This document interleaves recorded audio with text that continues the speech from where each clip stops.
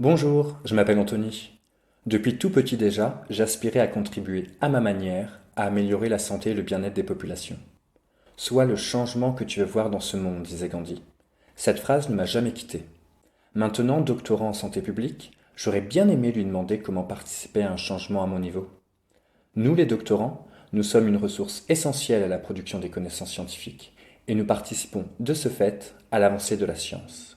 Mais comment faire en sorte que les connaissances que nous allons produire puissent apporter un petit bout de changement en faveur de la santé et du bien-être des populations, notamment en facilitant leur utilisation concrète? Dès la rédaction de notre protocole de recherche, il nous est demandé de réfléchir aux stratégies que nous envisageons pour valoriser les connaissances issues de nos travaux, non seulement au sein de la communauté scientifique, mais aussi auprès des publics susceptibles d'utiliser ces connaissances.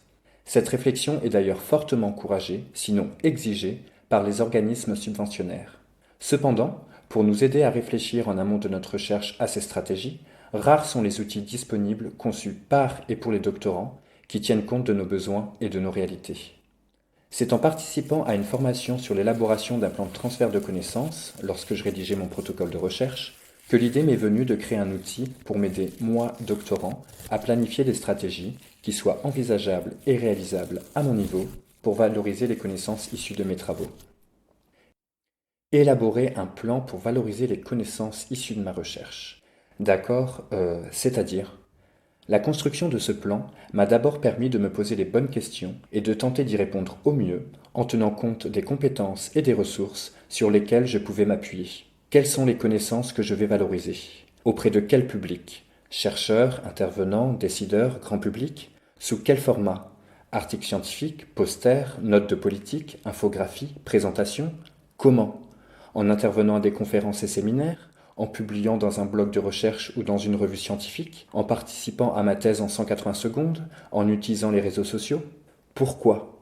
Pour informer, sensibiliser à une thématique, améliorer les pratiques, changer le monde?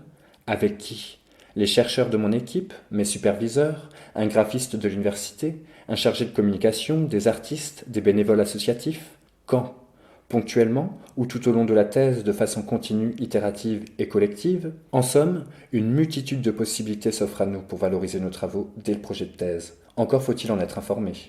Si vous êtes convaincu par cette démarche, à vous de voir ce qui est envisageable et réalisable à votre niveau. Des doctorants ont testé l'outil. Il est à améliorer. Si vous êtes intéressé à réfléchir à comment retravailler cet outil et faciliter son utilisation tout au long du projet de thèse, n'hésitez pas à me contacter. Ensemble, l'outil ne sera que meilleur. Nous, doctorants, changeons la donne.